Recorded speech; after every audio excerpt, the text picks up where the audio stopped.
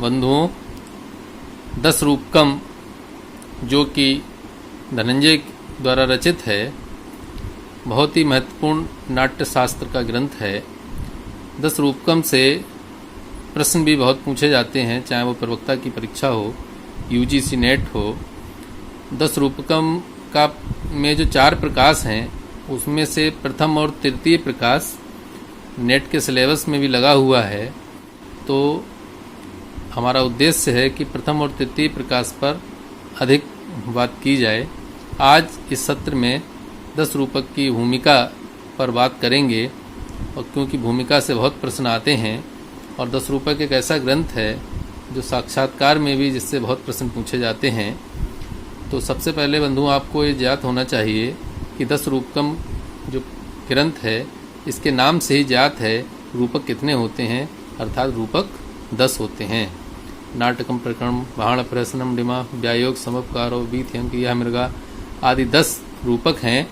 और ये ग्रंथ जो है धनंजय के द्वारा रचित है। और 10 रूपकम की एक बहुत महत्वपूर्ण टीका है, 10 रूपावलोक टीका, जो कि धनिक के द्वारा रचित है। ये भी प्रश्न पूछा जा सकता है। मैं जिस पुस्तक को आपको पढ़ा रहा हूँ, वह पुस्तक जो है साहित्य भंडार से प्रकाशित है, मेरठ से। और इस पुस्तक के संपादक अर्थात लेखक जो हैं डॉक्टर श्रीनिवास शास्त्री हैं। तो बंधुओं, हमारा उद्देश्य है कि प्रथम प्रकाश और तृतीय प्रकाश में क्या क्या विषय वस्तु है, वह आपको संक्षिप्त रूप से यहाँ पर बता दी जाए। जैसे प्रथम प्रकाश में मंगलाचरण ग्रंथ का प्रयोजन आपको पढ़ने को मिलेगा। नाटक का स्वरूप क्या है, रूपक के कितने भेद होते हैं, और नाट्य, नृत्य तथा नृत्य का अंतर क्या है और इनका लक्षण क्या है। रूपक के भेदक तत्व जो 3 हैं, उनकी बात होगी। वस्तु नेता रसस्तेषाम भेद का, अर्थात 3 रूपक के भेदक तत्व होते हैं, उनकी बात आपको मिलेगी, अंदर चर्चा होगी उसकी। वस्तु के भेद प्रभेद, अर्थात कथा वस्तु के कितने भेद होते हैं, उनके प्रभेद क्या हैं, और कथा वस्तु अर्थात इतिवृत्त का फल क्या होता है।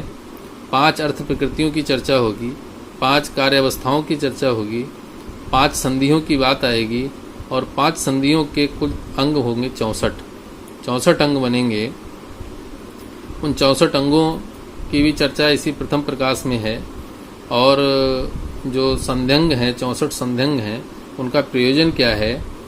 और जो बहुत महत्वपूर्ण प्रश्न बनता है, विस्कंबक, चूलिका, अंकावतार और परिवेशक, जो 5 अर्थोपक्षेपक होते हैं, 5 अर्थोपक्षेपक हैं, उन 5 अर्थोपक्षेपकों की चर्चा भी प्रथम प्रकाश में होगी। तो ये प्रथम प्रकाश की विषय वस्तु थी। इसी प्रकार आपको तृतीय प्रकाश जो है, उस तृतीय प्रकाश में देखिए बंधुओं, आपको 10 जो रूपक हैं, उन 10 रूपकों का लक्षण आपको तृतीय प्रकाश में मिलेगा। प्रथम जो रूपक है वो नाटक, उस भारतीय वृत्ति क्या है, भारतीय वृत्ति के अंग क्या है, बहुत महत्वपूर्ण भाग है ये। नाटक की वस्तु योजना, और जो 10 रूपक हैं, उन रूपकों में दूसरा रूपक प्रकरण है, और नाटिका उपरूपक है। नाटिका जो है उपरूपक है। तो जो 10 मुख्य रूपक है उसमें नाटिका नहीं है, ये उपरूपक मानी गई है। ये भी आपको ज्ञात होना चाहिए। तो नाटक, प्रकरण, भाण, प्रहसन, डिम, व्यायोग, समपकार, वीथी, अंक और ईहामृग। अंक को ही उत्सृष्टिकांक भी कहते हैं। तो ये 10 जो रूपक हैं, उनकी जो विषय वस्तु है, वह भी आपको जो विषय वस्तु है वो आपको बताई गई। ये आपको नेट की परीक्षा में इतना सिलेबस आपको तैयार करना है। अब मैं चलता हूँ बंधुओं, जो आपको तैयार करना है आज की जो सत्र में मैं भूमिका पर बात करना चाह रहा हूँ। कोई भी ग्रंथ हुआ, उसकी भूमिका महत्वपूर्ण स्थान रखती है। तो सर्वप्रथम देखिए, यहाँ पर बहुत महत्वपूर्ण बात बताई है इन्होंने। क्या कहा है कि त्रेता युग में ब्रह्मा जी द्वारा नाटक की उत्पत्ति हुई, और ब्रह्मा जी ने ऋग्वेद, यजुर्वेद, सामवेद और अथर्ववेद के आधार पर नाट्यवेद की रचना की। भरत मुनि का जो नाट्य शास्त्र है वहाँ पर बहुत सुंदर एक छंद है, ग्रह पाठ्यम ऋग्वेदात सामभ्यो गीतमेव च रसान अथर्वणादपि, ऐसे करके है। तो वही भाव यहाँ पर दिया गया है कि जो ऋग्वेद है उस ऋग्वेद से पाठ को लिया गया, सामभ्यो गीतमेव च है, सामवेद से गीत को लिया गया, यजुर्वेद से अभिनय को लिया गया और अथर्ववेद से रस को लिया गया। तो ये भी आपको ये मिले, ये जो छंद है वो आपको मिलेगा नाट्य शास्त्र में, भरत मुनि के नाट्य शास्त्र में। तो उसका यहाँ पर है कि प्रश्न परीक्षा में बहुत प्रश्न आता है कि ऋग्वेद से क्या लिया गया, यजुर्वेद से क्या लिया गया। तो ये आपको पता होना चाहिए, जग्रह पाठ्यम ऋग्वेदात, अर्थात ऋग्वेद से क्या लिया गया, पाठ लिया गया। किस लिए? नाट्य वेद की जो रचना की गई, नाट्य वेद को पंचम वेद माना जाता है। नाट्य वेद को कौन सा वेद माना जाता है? पंचम वेद माना जाता है। और उस नाट्य वेद की रचना करने के लिए ब्रह्मा जी ने जो पाठ को लिया है वो ऋग्वेद से लिया है। तो जग्रह पाठ्यम ऋग्वेदात सामभ्यो गीतमेव च, साम वेद से किसको लिया है? गीत को लिया है। यजुर्वेद से अभिनय को लिया है और रस जो है वह अथर्ववेद से लिया है। तो ब्रह्मा जी की प्रेरणा से विश्वकर्मा ने नाट्य गृह की रचना की और भरत मुनि ने अभिनय की व्यवस्था की। और ब्रह्मा जी के आदेश पर भरत मुनि ने अभिनय की व्यवस्था की थी और भरत ने अपने 100 शिष्यों, कितने शिष्यों? 100 शिष्यों तथा अप्सराओं को नाट्य कला की शिक्षा दी थी। ऐसा करके आप तैयार रखेंगे। और इस नाट्य कला को पूर्ण करने के लिए शिव ने जो है तांडव नृत्य और पार्वती ने लास्य का समावेश करके किया था। इस प्रकार यहाँ पर ये महत्वपूर्ण हिस्सा मुझको लगा था जो मैंने आपको बताया। जो भरत मुनि जिनका नाट्य शास्त्र है सबसे विख्यात और सबसे प्राचीन ग्रंथ है, तो नाट्य शास्त्र के आधार पर स्वतंत्र ग्रंथ लिखने वाले लेखक कौन है? धनंजय हैं। और काव्य शास्त्र पर ग्रंथ लिखने वाले आचार्य जिन्होंने कुछ अध्यायों नाट्य शास्त्र की भी रचना की है, का विवेचन किया, वो कौन है? भोजराज हैं और विश्वनाथ हैं। विश्वनाथ और भोजराज ने, जिन्होंने काव्य शास्त्र पर अपने ग्रंथ लिखे हैं, उन्होंने नाट्य शास्त्र का भी अपने अध्यायों में विवेचन किया है। अपने उसी काव्य शास्त्र के ग्रंथ में बहुत सी बातें ऐसी हैं जो नाट्य शास्त्र से संबंधित हैं, इन्होंने दर्शाई हैं। भरत मुनि के पूर्ववर्ती आचार्य तो पाणिनि, शिलालिन, कृशाश्व के नट सूत्रों का उल्लेख किया है। जो पाणिनि हैं उन्होंने अपने ग्रंथ में इनका उल्लेख किया है। प्रोफेसर हिलब्रांड का सुझाव है कि ये कृतियां भारतीय नाट्य की प्राचीनतम पुस्तक मानी जाती हैं। लेकिन बेबर और कोनो ने क्या कहा है कि नर्तकों तथा नट का काम करने वालों के लिए ग्रंथ लिखे गए थे। तो यहाँ पर बहुत इंपॉर्टेंट हिस्सा नहीं है, आगे चलते हैं। जो पुराण हैं, पुराण भी नेट के सिलेबस में हैं। साहित्य शास्त्र से संबंधित विवेचन किसमें मिलता है? तो सबसे अधिक अग्नि पुराण में मिलता है, जिसमें काव्य शास्त्रीय चर्चा की गई है। इस प्रकार नाट्य विषयक ग्रंथों में भरत का नाट्य शास्त्री सबसे प्राचीन ग्रंथ है। कौन सा ग्रंथ? नाट्य विषयक जो ग्रंथ हैं उनमें भरत मुनि का नाट्य शास्त्री सबसे प्राचीन ग्रंथ है। अब जो भरत मुनि का नाट्य शास्त्र है उस पर यहाँ पर चर्चा की गई है। तो बंधुओं, आपको पता होना चाहिए कि 36 अध्याय हैं जो सबसे प्राचीन हैं, किसमें? नाट्य शास्त्र में। और 37वां अध्याय जो है वो बाद में जोड़ा गया है, ऐसा विद्वानों का मत है।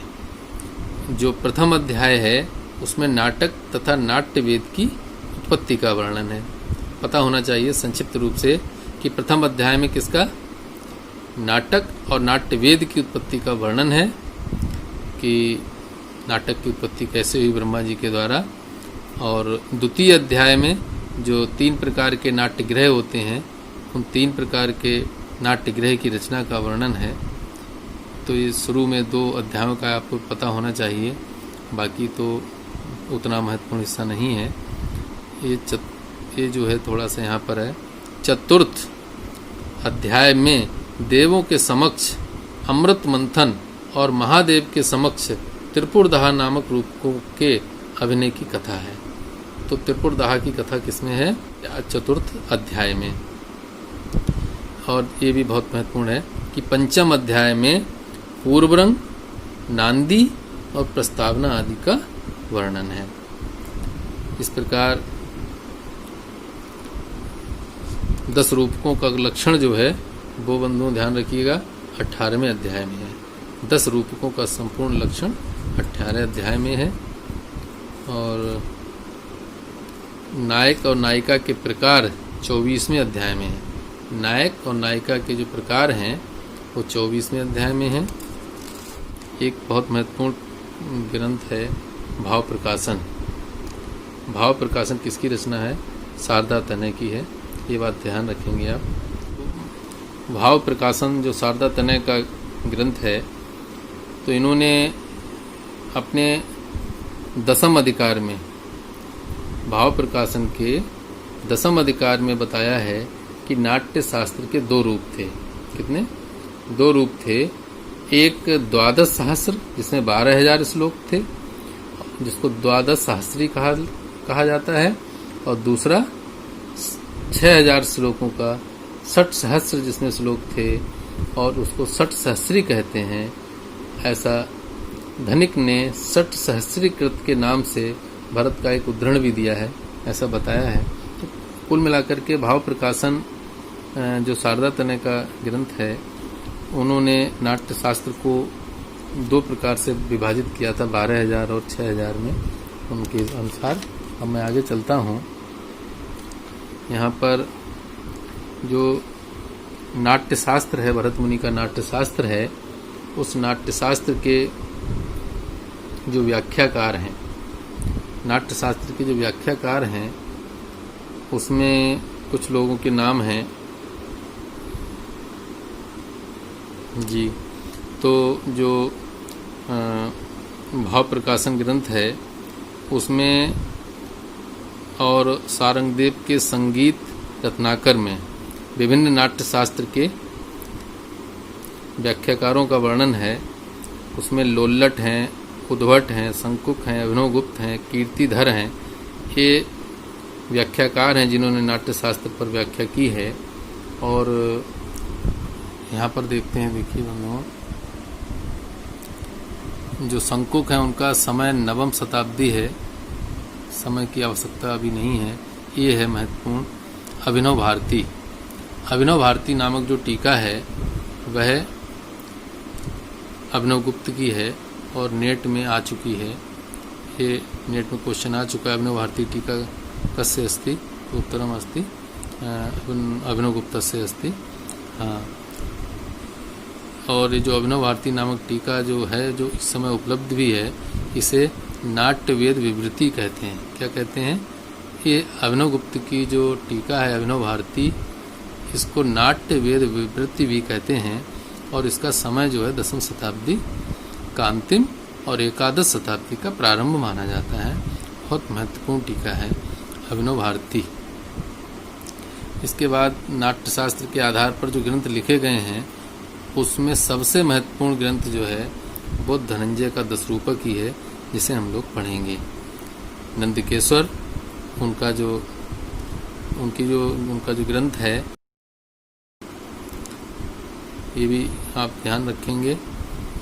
और ये फिर चर्चा का विषय नहीं, आगे चलते हैं। सागर नंदी का नाटक लक्षण रत्नकोश, ये ऐसे ग्रंथ हैं जो कि नाट्यशास्त्र पर चर्चा किए हैं। रामचंद्र गुणचंद्र का नाट्य दर्पण, ये ऐसा है, इसमें आप किताब देकर के आपसे लेखक का नाम पूछा जा सकता है, इसलिए मैं इनको बता रहा हूँ। देखिए ये वही पुस्तक आ गई, शारदा तनय की पुस्तक का नाम है भाव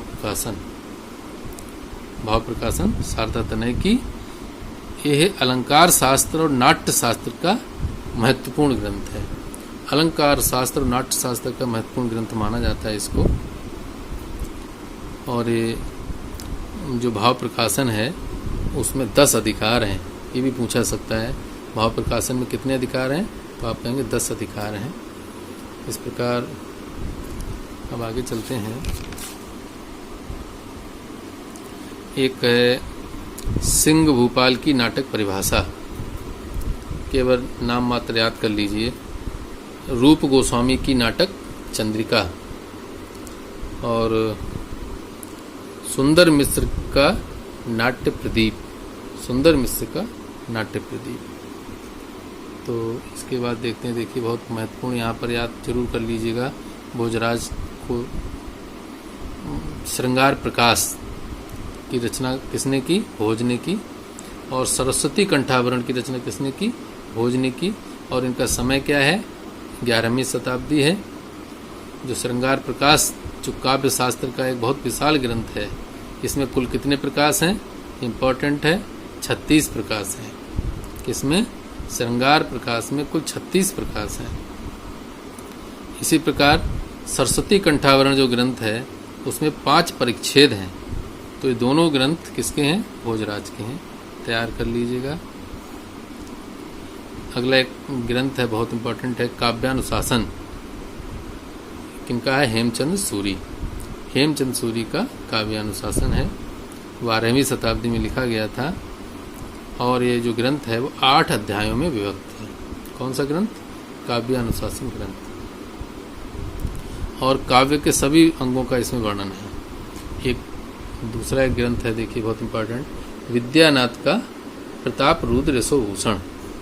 विद्यानाथ का है, 14वीं शताब्दी में लिखा गया है। और सबसे महत्वपूर्ण ग्रंथ जो अब आया है, देखिए विश्वनाथ का, आचार्य विश्वनाथ का साहित्य दर्पण, जो कि आपके बहुत महत्वपूर्ण ग्रंथ है। काव्य प्रकाश के बाद साहित्य दर्पण का महत्वपूर्ण स्थान है, तो इसको आप भली प्रकार तैयार करेंगे। आगे अब बात आती है कि जो धनंजय हैं उनके 10 रूपक में क्या है। उनके 10 रूपक के संबंध में और धनंजय के संबंध में यहाँ पर चर्चा की गई है। जैसे यहाँ पर चर्चा है कि धनंजय का समय क्या है, तो राजा मुंज के समय में कहा जाता है कि धनंजय वहाँ की जो पंडित परिषद थी उसके सदस्य रहे हैं। अर्थात ऐसे कहा जा सकता है कि राजा मुंज के समय में धनंजय की उपस्थिति थी। बाकी यहाँ पर चर्चा की आवश्यकता नहीं है। और ऐसा कहा जाता है कि जो राजा मुंज हैं वो मालव के परमारवंशी राजा थे। ये इतिहास का विषय, इसकी भी आवश्यकता नहीं है। देखिए एक बहुत इम्पोर्टेंट ग्रंथ है तिलक मंजरी। तिलक मंजरी के लेखक कौन है, धनपाल। इसको आप जरूर याद रखेंगे। तो तिलक मंजरी के लेखक धनपाल, और एक नाम है धनंजय और धनिक। ये लोग भाई भी बताए जाते हैं। धनंजय जो धनिक हैं धनंजय के भाई थे, वही धनिक जिन्होंने 10 रूपकावलोक टीका लिखी है 10 रूपक पर। देखिए यहाँ पर एक और नाम है, ये 10 रूपावलोक टीका किसकी है, धनिक की है। तो इसके बाद आगे चलते हैं। देखिए दोनों के पिता का नाम विष्णु है, इसलिए कहा जाता है। धनंजय के पिता का भी नाम विष्णु है, और हम आगे बात करेंगे तो धनिक के पिता का नाम भी विष्णु है, इसलिए कहा जाता है कि ये भाई भाई थे। 10 रूपक का आधार क्या है, तो यहाँ पर 10 रूपक नाट्य शास्त्र का एक महत्वपूर्ण ग्रंथ है, और जिसमें मुख्य रूप से रूपकों का वर्णन है, रूपक। और ये 10 रूपक का, इसीलिए इसे 10 रूपक कहा जाता है। और धनंजय ने स्वयं अंतिम श्लोक में 10 रूपक नाम दिया है। धनिक ने भी टीका का नाम 10 रूप अवलोक ही रखा है। देखिए 10 रूपावलोक ही रखा है, तो धनिक की टीका 10 रूपक पर है। 10 रूपावलोक आप बार बार सुनते रहेंगे तो ये सुनते सुनते ही याद भी हो जाएंगे। तो यहाँ पर देखिए भरत मुनि जो हैं उन्होंने 4 प्रकार की नायिका का निरूपण किया था। दिव्या, निरपत्नी, कुलस्त्री और गणिका। किंतु धनंजय ने नायिका के कई प्रकार बताए हैं। चूँकि नायिका द्वितीय प्रकाश में है, जो नायिका का वर्णन है नायक और नायिका का, वो द्वितीय प्रकाश में है, तो वहाँ पर आप, चूँकि हम नेट में व सिलेबस में नहीं हैं, इसलिए उसकी चर्चा वहाँ पर नहीं होगी। इसलिए यहाँ पर देख लीजिए, धनंजय ने नायिका के 3 प्रकार बताए हैं, स्वकीया नायिका, अन्य नायिका और साधारण स्त्री। तो इस प्रकार इसके अन्य उपभेद भी हैं और भी प्रभेद बनेंगे। तो स्वकीया, परकीया, साधारण स्त्री, 3 भेद मुख्य हुए। इसके बाद इनके भेद बनते हैं, मुग्धा, मध्या, प्रगल्भा आदि भेद बनते हैं, जो कि अगर आवश्यकता होगी तब देखेंगे। इसी प्रकार भरत ने श्रृंगार रस के 2 भेद किए थे, भरत मुनि ने, एक संभोग तथा विप्रलंब। किंतु धनंजय ने अयोग, विप्रयोग और संभोग नामक 3 भेद किए। बहुत महत्वपूर्ण बात होती है कि किस विद्वान ने अपने ग्रंथ में क्या दिखाया है, तो ये ध्यान रखेंगे आप। भरत मुनि ने श्रृंगार रस के 2 भेद किए और वहीं धनंजय ने अयोग, विप्रयोग तथा संभोग नाम से 3 भेद किए हैं। तो ये याद रखना है। बाकी दसरूपक की जो शैली है वो भरत के नाट्यशास्त्र से भिन्न है, भरत मुनि के नाट्यशास्त्र से भिन्न है, और कहीं कहीं पर इन्होंने निर्वचन शैली का प्रयोग किया है। और जो दसरूपक है पद्यमयी रचना है, पद्य में दसरूपक में बात कही गई है लगातार। और कौन सा पद्य है? अनुष्टुप छंद है, जिसका दूसरा नाम श्लोक भी है। तो इस प्रकार से सबसे अधिक अनुष्टुप छंद का वर्णन किया है इन्होंने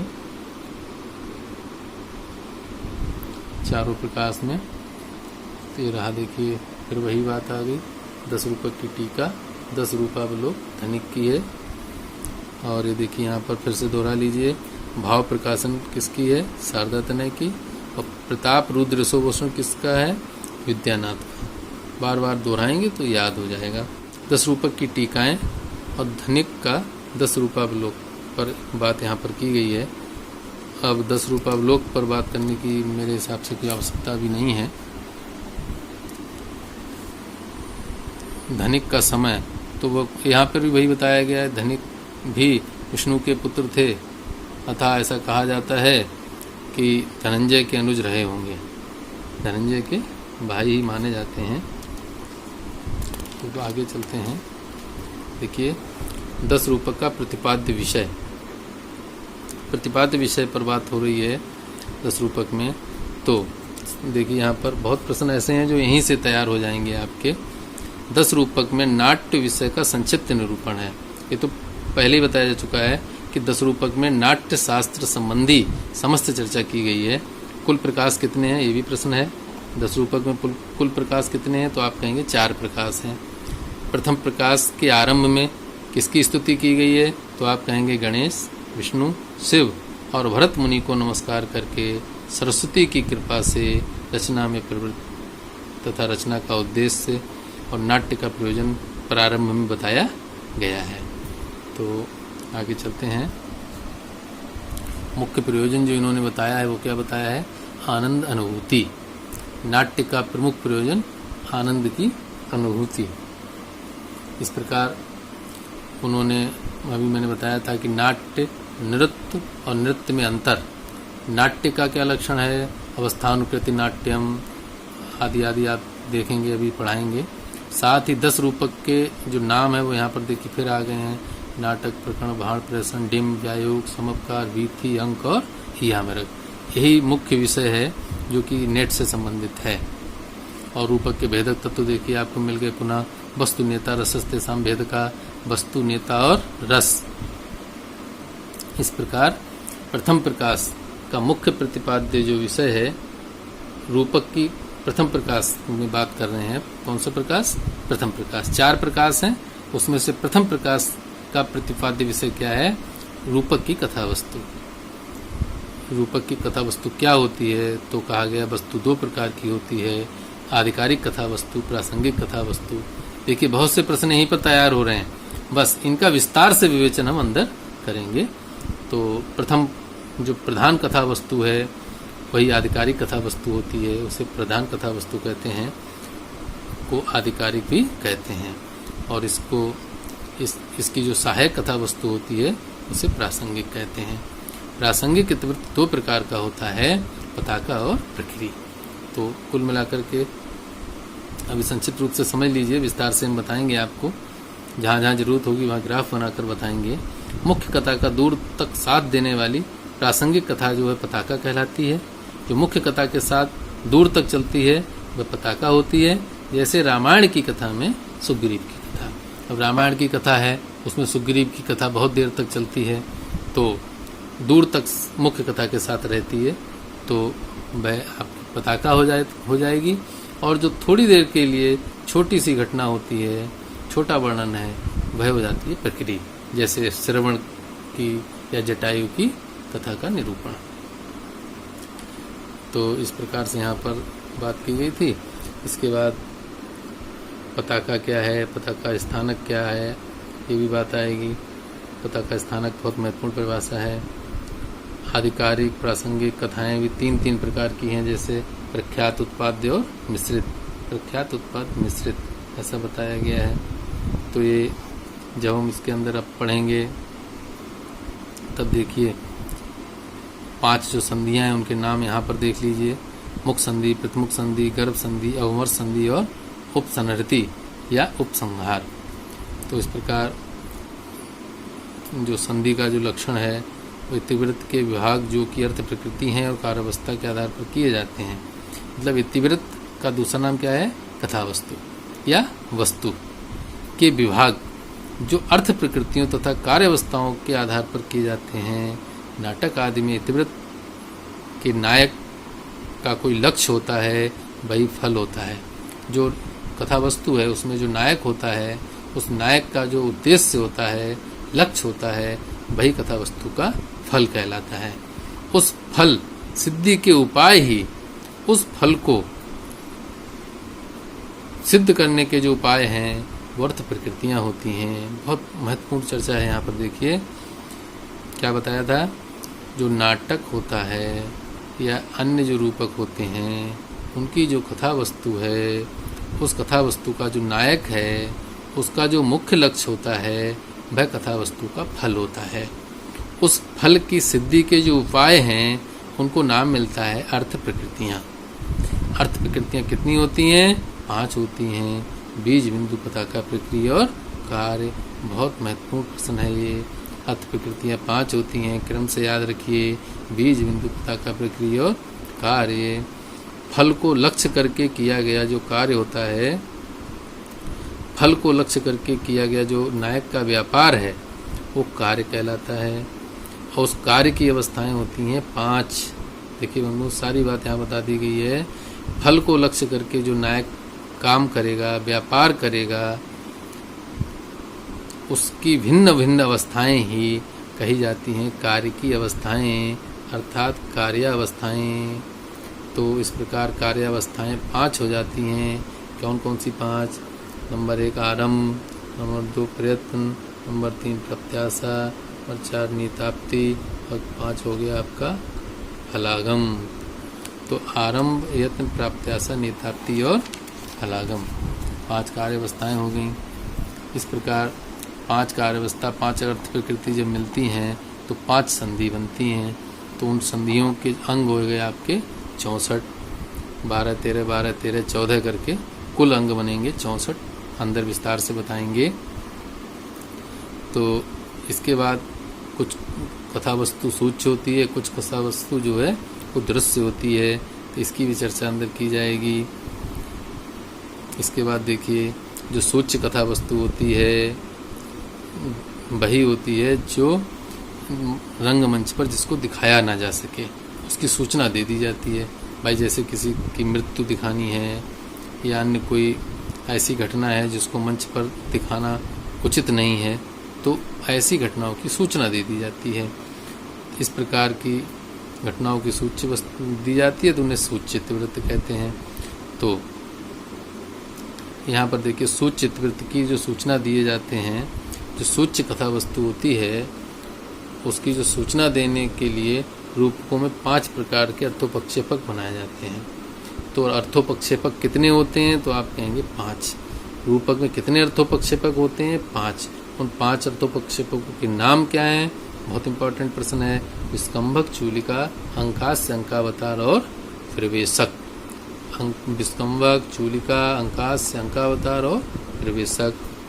जो दृश्य इतिवृत्त का जो रूपक है वो अंकों में विभाजन हो जाता है, और जो सूच्य है उसकी सूचना दे दी जाती है, और जो दृश्य है वो तो सभी लोग देखते ही हैं, तो वो अंकों में दिखाया जाता है। किसी रूपक में 5 अंक होते हैं, किसी में कम से कम 5 होते हैं, अधिकतम 9-10 अंक भी होते हैं। तो उन जो दृश्य होता है उसे दिखा दिया जाता है नाटक में। इस प्रकार ये जो द्वितीय प्रकाश है, देखिए ये द्वितीय प्रकाश में नायक और नायिका का वर्णन है। तो ये यहाँ पर संक्षिप्त रूप से देख लीजिए, सिलेबस में तो नहीं है लेकिन फिर भी थोड़ा सा इसलिए देख लीजिए। नायक के 4 प्रकार होते हैं। 1 धीरोदात्त, 2 ललित अर्थात धीर ललित, 3 प्रशांत अर्थात धीर प्रशांत, 4 उद्धत अर्थात धीरोदात्त। अर्थात नायक के 4 प्रकार होते हैं, धीरोदात्त, धीर ललित, धीर प्रशांत और धीरोद्धत। ये 4 प्रकार का नायक होता है। ये महत्वपूर्ण प्रश्न था यहाँ पर। इसके बाद जो श्रृंगारी नायक है, श्रृंगारी नायक की 4 अवस्थाएं होती हैं। वो क्या है? दक्षिण, सठ, धृष्ट और अनुकूल। दक्षिण, सठ, धृष्ट और अनुकूल। इस प्रकार जो नायक के सहायक होते हैं उनका भी वर्णन है। पताका नामक इतिवृत्त का नायक पीठमर्द कहलाता है। आदि आदि, ये चर्चा का विषय भी नहीं है, बाकी सामान्य बातें हैं। इसी प्रकार नायक के 4 प्रकार थे, वैसे नायिका के देखिए 3 प्रकार की होती है। अभी बात की थी पहले भी, सुकिया नायिका, परकिया नायिका, किसी का नाम अन्या था, और साधारण स्त्री। साधारण स्त्री कोई क्या कहते हैं? वेश्या कहते हैं। सुकिया, परकिया और साधारण स्त्री। फिर देखिए सुकिया नायिका के इन्होंने 3 भेद किए। कौन कौन से? मुग्धा, मध्या और प्रगल्भा। तो तात्पर्य है कि जो सुकिया नायिका है उसके 3 भेद हो जाएंगे, एक मुग्धा, एक मध्या और एक प्रगल्भा। तो नायिका की अवस्थाएं कितनी होती हैं? 8 बताई गई हैं। स्वाधीन, पतिका आदि 8 अवस्थाएं होती हैं। इतना ही पर्याप्त है कि कौन कौन सी होती हैं, अभी इनकी आवश्यकता नहीं है। यहाँ पर देखिए बहुत इम्पोर्टेंट है चर्चा।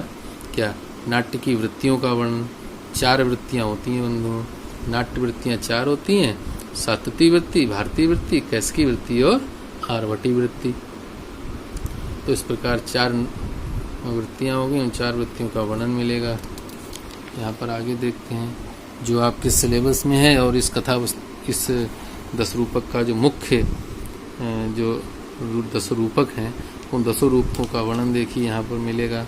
नाटक क्या है, प्रकरण क्या है, प्रकरण के अंतर्गत फिर नाटिका और भाण, रहसन, डिम, व्यायोग, समपकार, वीथी, अंक और यामरक, ये 10 रूपकों का वर्णन जो यहाँ पर किया गया है संक्षिप्त रूप से।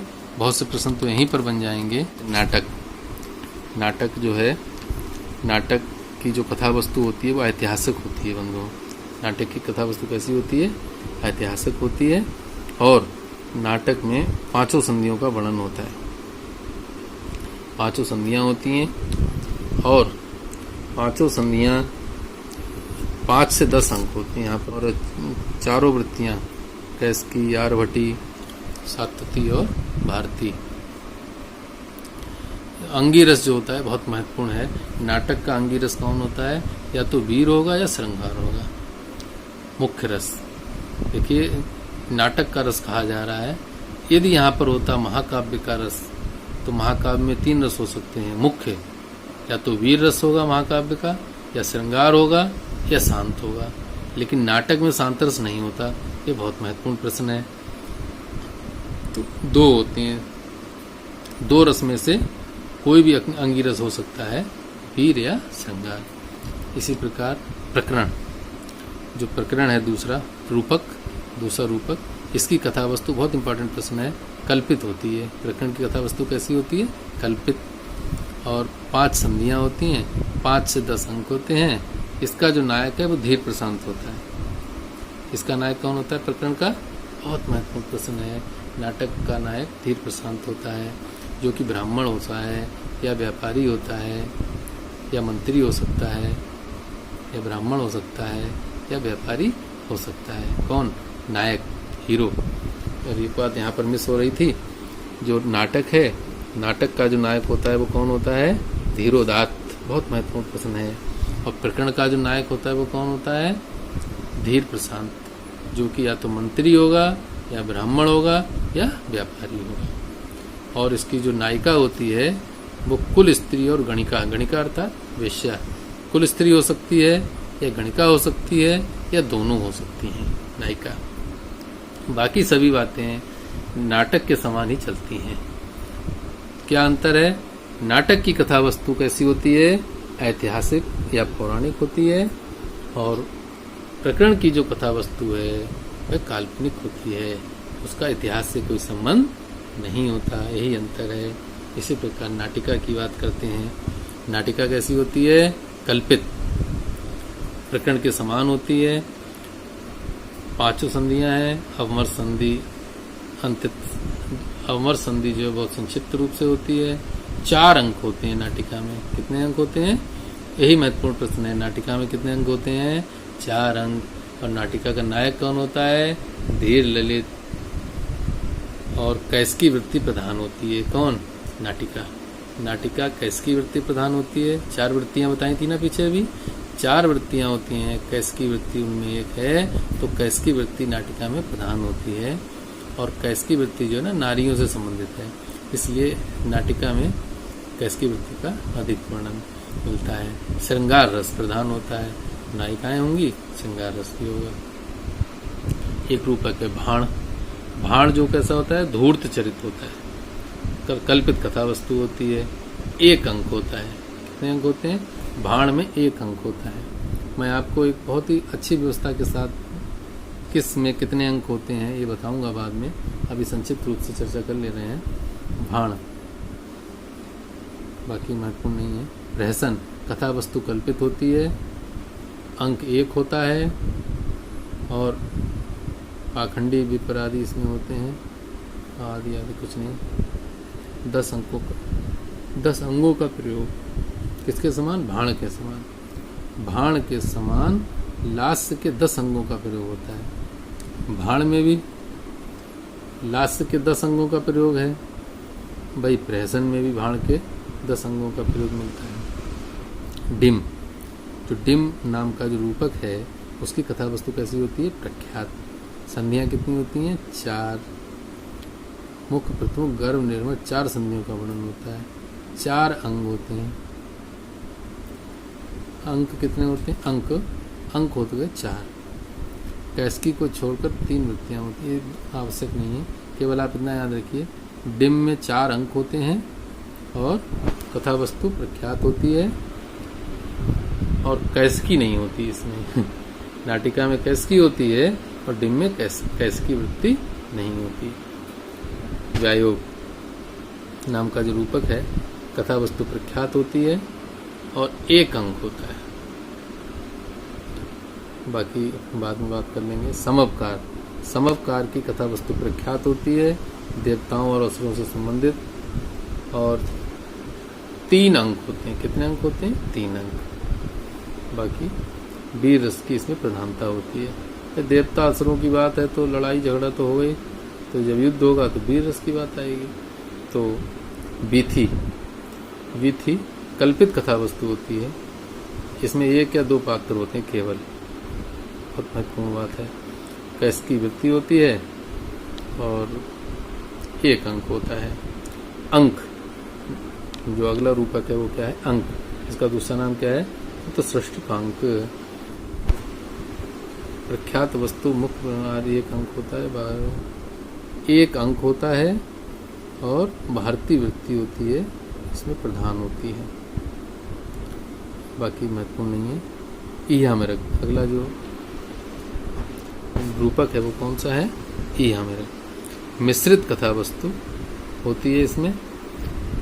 मिश्रित का मतलब ऐतिहासिक भी होगी, कल्पित भी होगी, है ना। मुख्य, प्रथमुख और निर्वहन 3 संधियां होंगी इसमें। ये भी सामान्य बात है, इसकी जरूरत नहीं है। क्या जरूरत है? 4 अंक होते हैं। अंक कितने होते हैं? 4। और इसका जो नायक है धीरोद्धत होता है, धीरोद्धत। बाकी सामान्य बात है। ईहामेरक में कितने अंक होते हैं? तो आप याद रखिए 4 अंक होते हैं। उन 10 रूपकों का क्रम से यहाँ पर संकलन है। आप इन्हें देख सकते हैं, नाटक, फिर प्रकरण, भाण, व्यायोग, एक एक करके आप पढ़ेंगे। और 10 रूपकों का किस रूपक में कितने अंक होते हैं और किस रूपक में कौन सा नायक प्रधान होता है, इस रूपक की कथा वस्तु कैसी होती है और रूपक में कौन सा रस प्रधान है, और नाटक का उदाहरण, प्रकरण का उदाहरण, भाण का उदाहरण, ये परीक्षा में बहुत महत्वपूर्ण प्रश्न यहाँ से बनते हैं। तो इस चैप्टर को अगर आप तैयार कर लेंगे तो कम से कम 1 या 2 क्वेश्चन आपके तैयार होंगे।